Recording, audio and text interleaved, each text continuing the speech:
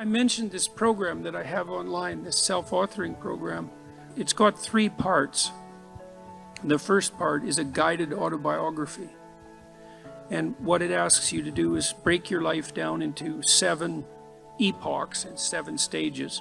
Sometimes people do that by relationship or by year or by occupation, however you choose.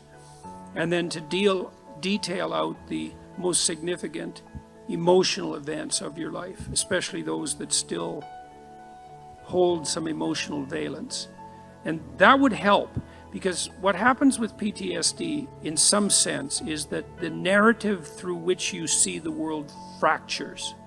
And because it fractures, your perceptions and your consequent emotional responses become chaotic, and that chaos produces stress response, chronic stress response.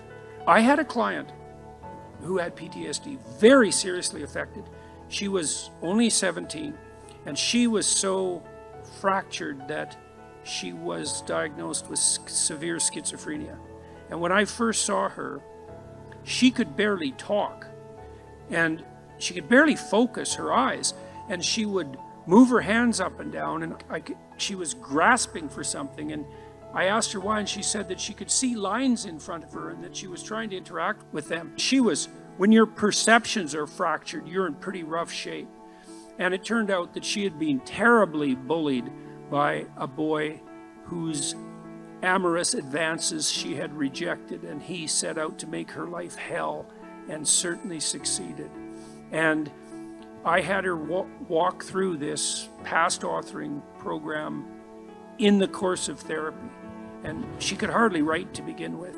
And we went through her life right from the beginning. And as we went through it, she got more and more coherent. And by the time we had brought her up to date, including walking through this catastrophic bout of bullying and the school's absolute inability to do anything about it, she had glued herself back together.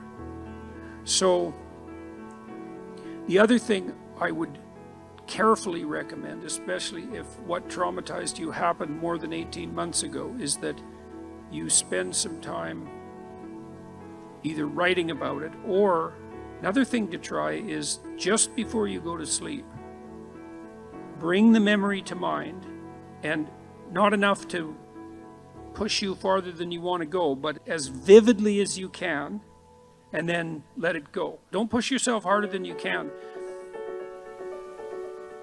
You want to initiate a process of active engagement with the dragon that burned you, fundamentally. The psychophysiological pattern of active engagement is the opposite to the psychophysiological pattern of involuntary stress. And so if you can practice embodying that voluntary confrontation, then that stance can come to dominate. And that's the stance you want to dominate, because that moves you forward voluntarily into the world. And that, in all probability, that will work. So I had this is a friend of mine. He had PTSD, and he had been brutalized in a Canadian residential school when he was a kid, and it was bloody rough, like Auschwitz level rough. It was really bad. You can't listen to his story without it like breaking down. It's bad. And he told me that he hadn't looked in a mirror for 40 years. He was unable to face himself. And he also told me that when he dreamed, he was still 8 years old in his dreams, same age he was when the cataclysm occurred. And that he had started to become aware that he was stuck in his dream. He's a visionary guy, he's an artist, this guy. And so I suggested that he spend a little bit of time in front of the mirror each night before he went to bed, just taking a glance at himself. Because he had not looked at himself for so long, he didn't even know how old he was. So what happened in his dreams, this was so cool, he started to age in his dreams. So instead of being stuck at 8, then he was 10, and then he was 12, and eventually, he did this for a number of months, eventually he got as old in his dreams as he was in real life. And what that meant, like, imagine your dream image, it's the representation of yourself in imagination. And if it's stuck 50 years in the past, then your self-concept is in some sense hasn't been updated for that period of time. Just that process of voluntary engagement, which was him being willing to look at himself in the mirror despite his shame, his deep shame at what had happened to him, that was enough to pull him back together. So that should work. That should work. The other thing with PTSD, it's also very useful to develop something approximating a sophisticated philosophy of good and evil, because people generally have PTSD because they've been struck by something malevolent. And so it's not just tragedy, there's malevolence in it. Reading, there's a couple of books I'd recommend. One is called Ordinary Men.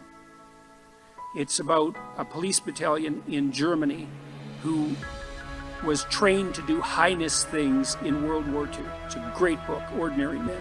It's a great book. And another one I would recommend is called The Rape of Nanking. These are rough books, man. The woman who wrote The Rape of Nanking, she committed suicide. It's a rough book. But the utility of the books is that they universalize malevolence.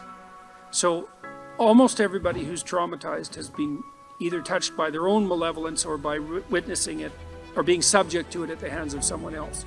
And one of the consequences of that is that if you don't have an advanced philosophy of good and evil, you have no place to put the contact with malevolence.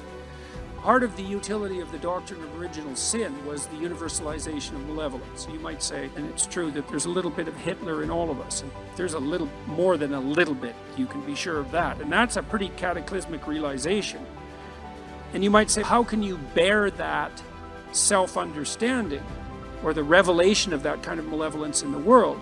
And the answer is, in part, by understanding it as part of the eternal conditions of existence. The idea that the state, the sovereign of the state has an evil uncle, that's an idea as old as time.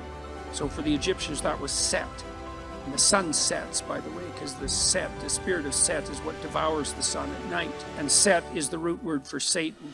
So even the ancient Egyptians knew that malevolence, that it was worthwhile contemplating the existence of malevolence as an independent spirit. And that allows you to take responsibility in some sense for the existence of malevolence in your own life, but it also universalizes it so that it's not exactly about you, right? It's more a reflection of the structure of existence as such. And that can allow you to detach yourself from it a little bit, and that can be extremely useful.